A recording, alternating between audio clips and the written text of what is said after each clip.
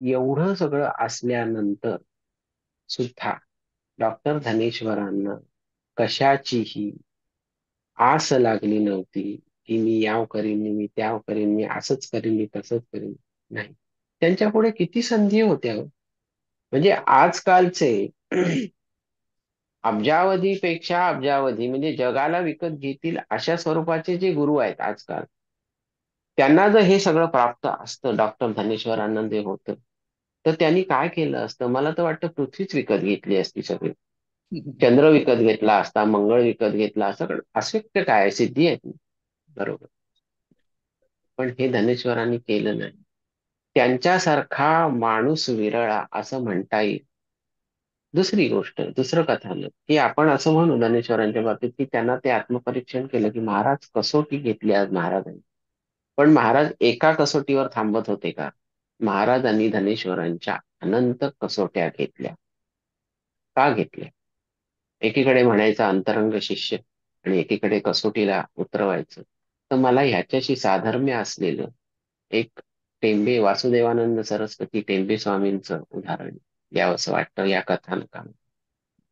वासुदेवानंद सरस्वती टेंबे स्वामींचं जेव्हा तुम्ही चरित्र वाचाल, अनेकांनी वाचलंही असेल, तुमच्या लक्षात येईल, डोळ्यातनं पाणी येतं अक्षरशः. मी ते चरित्र वाचल्यानंतर मला असं उत्स्फूर्तपणे त्यांना मी म्हटलं, की बाबा, तू जे भोगलयस ना, ते कोणी नाही भोगू शकणार. तुझ्यासारखा संन्यासी अजून जन्माला येणार नाही पृथ्वीच्या कलियुगाच्या अंतापर्यंत तरी नाही येणार. कारण प्रत्यक्ष दत्तप्रभूंचा अंश आहेत नृसिंह सरस्वती, सॉरी, टेंबे स्वामी. नृसिंह सरस्वती, श्रीपाद श्री वल्लभी, पटकन तोंडात येणारी नावं आहेत म्हणून ते आलं. पण ते सगळेच वंदनीय आहे. पण नृसिंह सरस्वतींचं नाव घेतल्यानंतर जे सात्विक अष्टसात्विक भाव जागृत होतात, श्रीपाद वल्लभांचे, दत्तगुरूंचे नाव घेतल्यानंतर जे अष्टसात्विक भाव होतात जागृत, तसं टेंबे स्वामींचं नाव घेतलं की खरोखर असं थरारून जायला होतं, की बाबा तुम्ही किती भोगावंस रे. अरे तुरे करणं हे योग्य नसलं तरी सुद्धा ते अत्यंतिक प्रेमात भिजलेला जो आदर असतो त्याच्या पोटी अरे तुरे येतं, की बाबा रे, खूप तुम्ही भोगलं. प्रत्यक्ष तुम्ही दत्तगुरूंचा अंश आहात. तरी सुद्धा प्रत्येक ठिकाणी जिथे चुकाल, चुकाल म्हणजे दत्तगुरूंच्या दृष्टीने चुकाल तुम्ही, संन्यास धर्म आहे, तर तिथे प्रत्येक ठिकाणी दत्तप्रभूंनी यांची टेंबे स्वामींची परीक्षा घेतली, कसोटी घेतली, कसोटीला उतरवले. त्यांना काय अशक्य होतं टेंबे स्वामींना? त्यांनाही सगळ्या सिद्धी वश होत्या. साक्षात दत्तगुरु त्यांच्याशी बोलत असत. त्यांच्या भोवती दत्तगुरूंच्या गणांचा संरक्षक वेढा होता टेंबे स्वामींच्या भोवती. काय कमी होतं? काय अशक्य होतं? अरे, म्हणजे आपण म्हणतो ना, की त्रैलोक्याचं राज्य सुद्धा ज्यांच्या पायाशी येऊन पडत होतं असे टेंबे स्वामी, पण अधिकारी पुरुष असून सुद्धा त्यांना कसोटीला दत्तगुरू उतरवत होते. तसंच इथे काहीसं दिसतं, की अधिकारी शिष्य आहे, पण त्याला सुद्धा कसोट्यांना उतरवल्याशिवाय गुरुला समाधान होत नाही. त्याचं कारण असं आहे, की भांड जितकं घासावं तितकं ते अधिक लखलखतं, आणि जर सोन्याचं असेल तर फारच लखलखतं. ही सगळी सोन्याची भांडी होती.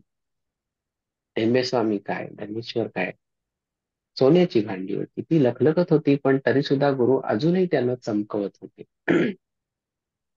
तर कसोटी कशी पाहिली जाते शिष्यांची? तर धनेश्वरांच्या बाबतीतली दुसरी कसोटी. धनेश्वर डॉक्टर आहेत. त्यांना पहिला मुलगा झाला, तो गेला. म्हणजे जन्मतःच गेला. दुसरा मुलगा झाला, जन्मतः गेला. त्याचं सोयर पण संपलं नव्हतं दुसऱ्या मुलाचं. आणि डॉक्टर आणि त्यांची पत्नी अतिशय विषण्ण झाले, ते हादरून गेले. ते दोन मुलं जाणं जन्मतः किती विचित्र गोष्ट आहे. डॉक्टरांचे घरची लोक सुद्धा फार दुःखात बुडालेली होती. डॉक्टरांचे वडील, ज्यांना आपण भाऊ म्हणून, ज्यांचं नाव आहे त्यांना आपण त्यांची ओळख करून घेतली आहे, तर ते भाऊ सुद्धा फार विषण्ण झाले होते. आणि अशातच महाराज त्यांच्या घरी आले. दुसरा मुलगा गेलेला आहे, त्याचं सोयर म्हणजे सोयर संपलं नाही 10 दिवसाचं जे असतं ते जन्मल्यानंतर. तेव्हा महाराज आले आणि धनेश्वरांना म्हणाले, डॉक्टरांना, की बाबू चल आपण सत्यनारायण करूया. सगळे म्हणजे ते पचलं नाही हो, ते महाराजांचं वाक्य कोणाला पचलं नाही, भाऊंना तर पचलंच नाही. भाऊ तिरसटल्यासारखं महाराजांना बोलले, अहो महाराज काय चाललंय तुमचं? इथे दुसरा मुलगा गेलाय, माझ्या धनेशचा दुसरा मुलगा गेलाय, माझ्या नागेशचा दुसरा मुलगा गेलाय, आणि तुम्ही हे असं म्हणताय? हे सत्यनारायण करायची वेळ आहे. अहो काय करता तुम्ही? तर ते म्हणाले की अरे सत्यनारायण हे संकटांचं निवारण आहे आत्ता ह्या घडीला. ते म्हणाले मला काही सांगू नका, निवारण कसलं निवारण करताय तुम्ही?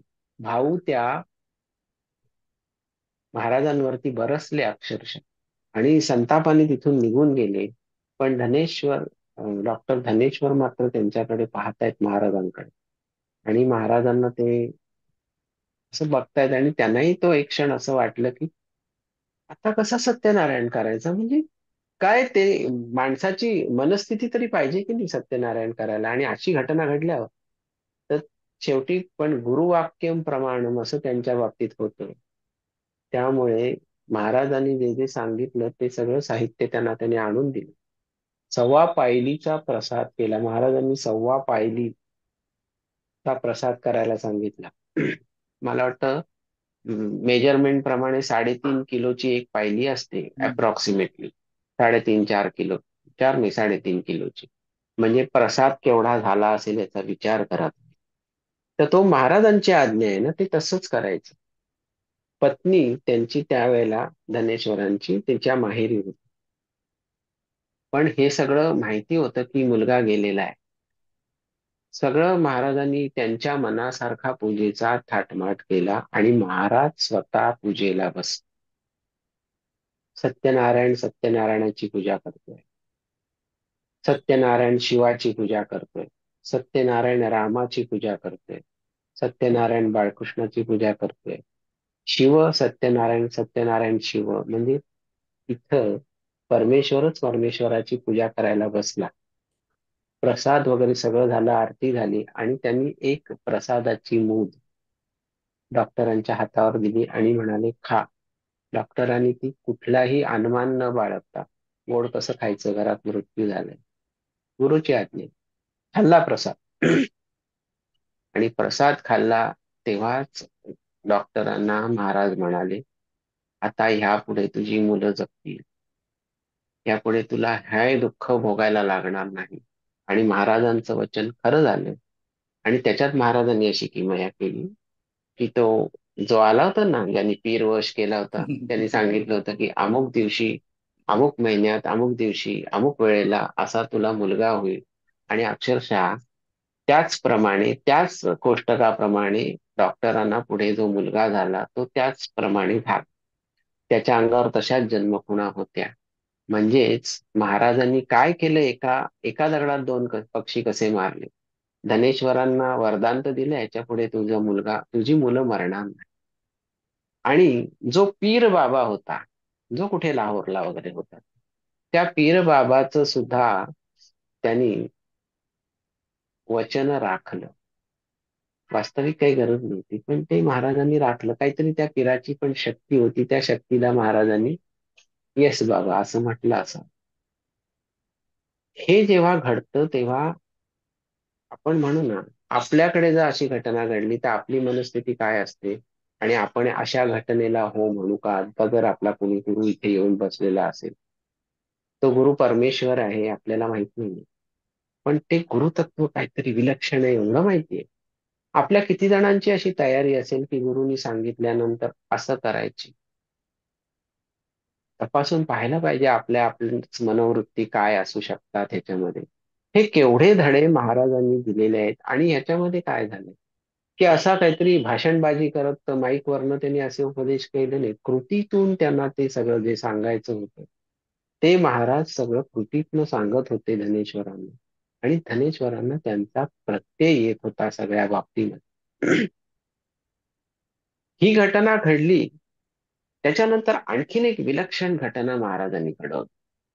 आता करता करविता महाराजच आहेत धनेश्वरांच्या आयुष्यामध्ये.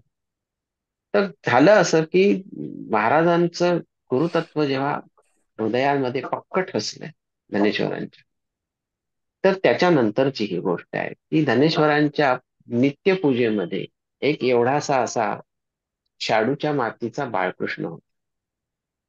आणि तो बाळकृष्ण आणि त्याची उपासना त्यांनी एवढी केली होती की तो बाळकृष्ण त्या देव्हाऱ्यातनं खाली उतरत असे. धनेश्वरांनी त्याला जो नैवेद्य दाखवलाय गोड खोबऱ्याचा असेल, लोणी साखरेचा असेल, दुधाचा असेल, फळांचा असेल, ते तो त्यांच्या समोर खात असेल आणि परत आपल्या जागेवर बसत असेल. तर हे भरपूर चालू होतं आणि मग एक दिवस त्या बाळकृष्णाकडे बघताना बघा विचारांमध्ये परिवर्तन कसं होतं गुरुच्या आगमनाबरोबर. गुरुचं आगमन ही एका रात्रीतली गोष्ट नाहीये, शतकांमधनं घडत आलेली गोष्ट आहे. आणि आता ते आगमन झालेलं आहे ते इतकं पक्क ठसलंय की त्याच्यापासून धनेश्वरांना कोणी वेगळंच करू शकत नाही. ते आगमन झालेलं आहे, ते पक्क ठसलेलं आहे, घटना घडलेल्या आहेत, परीक्षा घेतली जाते, सिद्धी शिकवल्या जात आहेत, विद्या दिल्या जात आहेत, ज्ञान दिलं जात आहे. सगळं काही मडकं जे आहे ते भाजत भाजत पक्क केलं जात आहे. अशातच एक परीक्षा ही दुसरी महाराजांनी मांडली होती धनेश्वरांची. तर त्यांच्या त्या एके दिवशीची पूजा झाल्यानंतर नित्याप्रमाणे त्या बाळकृष्णांनी नैवेद्य खाल्ला आणि धनेश्वरन त्यांच्याकडे बघताना त्यांच्या वृत्तीत पालट झाला. ते म्हणाले, हे काय आहे? हे माझ्या कल्पना विलासाचे खेळ आहेत, मनोवृत्तीचे खेळ आहेत. आपण हल्ली म्हणतो ना इमॅजिनेशन, हॅलोसिनेशन, त्याच्यानंतर इल्युजन वगैरे जे प्रकार आपण इंग्रजी भाषातले सहज बोलत असतो, त्या पद्धतीचं तर हे काही नाहीये. कारण रोज रोज बाळकृष्ण नैवेद्य खाईल कसा? म्हणजे हे माझ्या कल्पनेतला बाळकृष्ण नैवेद्य खातोय का? असे त्यांना जेव्हा प्रश्न पडायला लागले तेव्हा त्यांनी विचार केला की त्यालाच विचारूया. आणि त्याला त्यांनी सांगितलं की जर तू खरा असशील आणि हे जर मला खरंच दृश्य वर्षानुवर्ष दिसत असेल किंवा महिनोन महिने दिसत असेल, जे काय त्यांना दिसत होतं तो पिरियड आपण म्हणू. तर ते जर खरं असेल तर आजही मला तू त्याचं करून दाखव. तर तो कृष्ण खाली आणि करून दाखव म्हणजे नैवेद्य खाल्लेला आहे कृष्णाने, पण दुसरी काहीतरी सामग्री आली. तो नेहमीप्रमाणे बाळकृष्ण खाली उतरला आणि त्यांनी त्याच्या हातातलं सोन्याचं कड बाळकृष्णाच्या मनगटामध्ये होतं ते तामनात टाकलं. आता ते धनेश्वरांनी उचललंय कड. हातात कड, खरं कड आहे सोन्याचं. मग त्यांना असं लक्षात आलं की हे खरं आहे पण ह्याचा आपल्याला उपयोग नाही. ही अडवणूक आहे. ह्याच्यामध्येच गुंतायला आपल्याला लावलं जातंय. सगुणोपासनेतला जो अत्युच्चातला अत्युच्च आविष्कार असला तरी सुद्धा ह्याच्यातच आपल्याला अडकवलं जातंय, हे योग्य नाही. आणि अशा भावावस्थेमध्ये धनेश्वरांनी ती बाळकृष्णाची मूर्ती घेतली आणि खिडकीतनं बाहेर फेकून दिली. शाडूची मूर्ती होती ती फुटली असणार बाहेर फेकल्यानंतर. आणि ज्या क्षणी ती खिडकीतनं बाहेर फेकली गेली मूर्ती, त्या क्षणी टाळ्यांचा आवाज आला. त्यांनी चमकून मागे वळून बघितलं टाळ्यांचा आवाज येतोय कुठून, तर महाराज तिथे उभं राहून टाळ्या वाजवत होते. अतिशय प्रसन्न हास्य महाराजांच्या चेहऱ्यावर होतं आणि महाराज काय म्हणाले, मेला रे मेला, आज धनेश्वराचा देव मेला. देव मेला, देव मेला, मेला रे मेला, टाळ्या वाजवत आहेत ते. आणि ते टाळ्या वाजवताना हसतायत महाराज. आणि त्यावेळेला धनेश्वरांच्या आतमधली जी जागृती झाली तेव्हा ते म्हणाले त्या जागृतीमध्ये की महाराज खरंच आमचा देव मेला आज. आणि त्या देव मरण्याबरोबरच आतापर्यंत माझ्या मनामध्ये जी भावना रुजलेली होती की नामदेवांच्या हातून पांडुरंग जेव्हा घास घेतो, अन्न स्वीकारतो, नैवेद्य स्वीकारतो, त्यावेळेला नामदेवांच्या ज्या भावना उचंबळून आल्या असतात किंवा आलेल्या असतात दरवेळेला, कारण रोजच नैवेद्य खातोय पांडुरंग. माझ्याही मनात सगळं तसंच्या तसं उतरलं होतं आतापर्यंत की बाळकृष्ण माझ्याकडनं नैवेद्य खातोय मी ठेवलेला. मग आज माझा देव मेला त्याबरोबर मी स्वतःला जे नामदेव समजत होतो त्या नामदेव समजण्याचा अहंकारही मेला. आजपासून धनेश्वर अहंकार विरहित झाला. तुम्ही विचार करून बघा की तुमच्या घरी येऊन जर तुमच्या बघा तुमच्या देव्हाऱ्यातली बाळकृष्णाची चांदीची असो, पितळ्याची असो, तांब्याची असो, जी काही मूर्ती आहे दगडाची असो, ती उचलून जर त्यांनी कुठेतरी बाहेर भिरकावली एखाद्या माणसाने, तर त्या माणसाचा खून करायला आपण मागे पुढे पाहणार नाही की हे काय आहे? किंवा पोलीस स्टेशनला तरी घेऊन जाईल का कोणतरी वेडगळ घरात घुसलाय म्हणून. म्हणजे श्रद्धा किती पराकोटीची असते. आपल्या मनातल्या श्रद्धा सुद्धा सगुण साकार होऊन जेव्हा पुढे ठाकतात तेव्हा किती प्रबळ असतात. पण यालाच म्हणतात प्रज्ञा. प्रज्ञा म्हणजे बुद्धी, धी, बुद्धी, मती आणि प्रज्ञा अशी बुद्धीचे स्तर आहे. धी म्हणजे प्राथमिक अवस्थेतली बुद्धी. बुद्धी म्हणजे आपण जी सर्वसामान्य माणसाला जी एक्स्ट्रा बुद्धिमत्ता दिलेली असते ती. एक्स्ट्रा म्हणजे जग जाणून घ्यायची. सगळ्या सर्वसामान्य माणसाला असते. इंटलेक्च्युअलनी त्याचा हे करू नये, दंभ करू नये. बुद्धिमत्ता. धी म्हणजे प्राथमिक अगदी. जी तान्ह्या मुलाला सुद्धा असते ती धी. त्याला बरोबर कळतं दूध कधी पाहिजे, पाणी कधी पाहिजे. ते त्याप्रमाणे रडतं. ती विकसित झालेली नाही अजूनपर्यंत. जसं जसं वय वाढेल तसं ती विकसित होणार. ती धी, बुद्धी, मग मती म्हणजे बुद्धिमत्तेच्या वरचा स्तर मती. माझी मती गुंग झाली असं काहीतरी व्यवहारात म्हटलं जातं. मती गुंग व्हायला तुला आधी मती आहे का? हा प्रत्येकाने विचार केला पाहिजे. ते जाऊ दे. तर मती आणि त्याच्यानंतर प्रज्ञा. प्रज्ञा ही विचारांनी डेव्हलप होत नाही. प्रज्ञा ही साधनेनी डेव्हलप होते. तर त्या साधनेनी जी प्रज्ञा डेव्हलप होते की नाही, त्याचं एक उत्तम उदाहरण सांगता येतं. पण ते कसं, ते एक गोष्ट सांगावी लागेल त्याच्यामध्ये. थोडंसं विषयांतर होईल, पण गोष्ट सांगावी लागेल. कशी? तर ती गोष्ट अशी आहे. आता तुम्ही म्हणाल की धी, बुद्धी, मती, प्रज्ञा असे स्तर सांगितले. पण ज्याच्या बाबतीत हे घडलंय, त्याची प्रज्ञा त्याच्या नकळत जन्मतः जागृत होती. काहीतरी पुण्यकर्म करून आला असेल. तर गोष्ट अशी आहे की एका नगरीचा फार मोठा असा राजा असतो आणि अं, त्याच्या नगरीच्या वेशी बाहेर एका चांभाराचं दुकान असतं. दुकान म्हणजे दुकान नव्हे, खोपटं असतं. आणि कातडी कमावणं, राजदरबारातल्या व्यक्तींचे जोडे शिवणं, राजाचे जोडे शिवून देणं वगैरे वगैरे. ते खास काम त्याच्याकडे होतं. पण 18 दारिद्र्य पुजले. जोडे काय रोज कोणी शिवून घेत नाही. आजकाल कसं आपल्याला 10-12 चपलांची जोड असतात. 50-60 बूट असतात आपल्याकडे. तसं नव्हतं ते.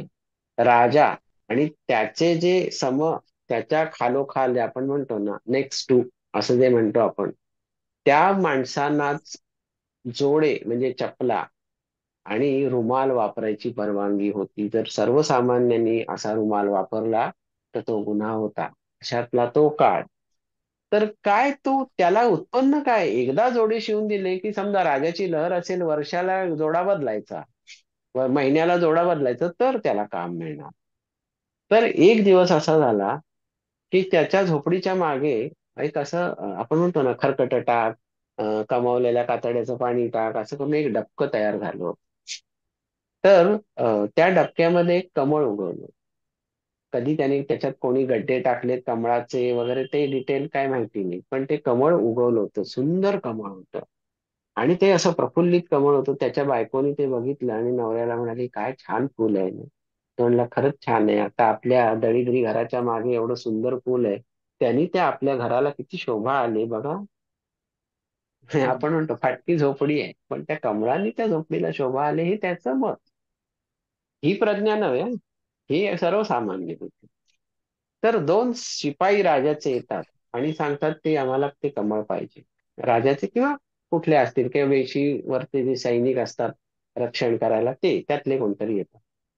तर तो म्हणाला तुम्हाला कमळ पाहिजे. तर ते म्हणाले कशासाठी? प्रश्न विचारू नको. ते पैसे देऊ किंवा रक्कम देऊ, कमळ दे. तर तो म्हणला नाही बा मला नाही कमळ द्यायचं. थोडा वेळ जातो. त्यांच्या वरचे अधिकारी येतात. कमळ दे. वाटेल ते पैसे दे. नाही. मग हळूहळू नगरातले श्रीमंत लोक, त्याच्यानंतर राजाच्या मंत्रिमंडळातले लोक, साक्षात राजाचा वजीर, महामंत्री तो येतो. कमळ दे. तुला मागशील ते रक्कम देणं, हा द्यायला तयार नाही. आणि त्यावेळचा कायदा असं सांगतो की बळजबरी करायची नाही, स्वेच्छेने मिळेल ते घ्यायचं, असा राजाचा कायदा होता त्याच्यात. त्यामुळे कोणी त्याला बळजबरी करून उतर त्या डबक्यात, तोड ते कमाळ, दे मला, नाही तर मुंडकं छाटीन वगैरे असली काही भाषा नव्हती. आणि थोड्या वेळाने त्याला धावत धावत निरोप सांगायला माणसं आली की अरे, प्रत्यक्ष राजाची स्वारी हत्तीच्या अंबारीत बसून हत्तीवरच्या तुझ्या झोपडीकडे यायला निघाली आहे. आता त्याच्या अंगाचा थरकाप उडालेला आहे की राजा येतो म्हटल्यानंतर सगळं गलित गात्र झालंय की काय आता होणार. आणि तर होणार काय त्याच्यामध्ये. तर तो आपला थरथर थरथर कापत त्या नगरीमध्ये कसा तरी प्रवेश करतो आणि समोरून राजाची स्वारी येते सगळ्या त्याच्या लवाजम्यासकट. त्याला पाहिल्यावरती राजाचा मावताला सांगतो हत्ती खाली बसव. राजा पायउतार होतो, त्या चांभाराजवळ येतो. तो बेशुद्ध पडायच्या अवस्थेत असतो की प्रत्यक्ष सम्राटाला समोरून कधी बघितलेलं नाही. सम्राट एवढ्या नजीक येऊन उभा राहिलेला नाही. त्याची नजर जमिनीवर असते चांभाराची. तो नजर वर करून पाहिना तेव्हा राजा म्हणतो तुला अभय आहे, तू भीती नाही, तुला कोणी कसली शिक्षा करणार नाही, माझ्याकडे बघ. तो असं थरथर करत त्यांच्याकडे बघतो. आणि तेव्हा राजा सांगतो हे बघ, तुझ्या झोपडीच्या मागे जे डबकं आहे त्याच्यात जे कमळ उगवलंय ते मला हवंय. हे जेव्हा राजा म्हणतो आणि तो काय म्हणतो राजा त्याच्यानंतर, त्या कमळाच्या बदल्यात मी तुला माझं सगळं राज्य देऊन टाकायला तयार आहे. राज्याचा राजा बनवायला तयार आहे, पण ते कमळ मला दे. हे ऐकल्यानंतर त्याच्या शरीराचं कापरं पूर्णपणे बंद होतं आणि त्याची प्रज्ञा जागृत होते. बघा हा, एक अशिक्षित अडाणी असा तो मनुष्य आहे, त्याचं काम काय आहे ते आपण पाहिलं. अठरा विश्व दारिद्र्याने तो भरलेला आहे, अंगावर धड कपडा नाही. आणि राजाने असं त्याला सांगावं, तेव्हा त्याची प्रज्ञा जागृत होते आणि तो म्हणतो की महाराज, तुम्ही मला अभय दिले, तर एक प्रश्न विचारू का. तर राजा म्हणतो विचार. तर तो म्हणतो तांबा, असं त्या कमळामध्ये काय आहे की सकाळपासून तुमच्या सैनिकांपासून ते प्रत्यक्ष आता तुमच्यापर्यंत मध्ये एवढे सगळे आम्ही उमरावापासून जे अधिकारी वर्गापासून जे श्रीमंतांपासून व्यापाऱ्यांपासून सगळे आहेत आणि प्रत्येक जण कमळ मागतोय. तर त्या कमळामध्ये असं काय आहे की तुम्ही मला तुमचं राज्य देऊन मला राज्यपदावर बसवताय.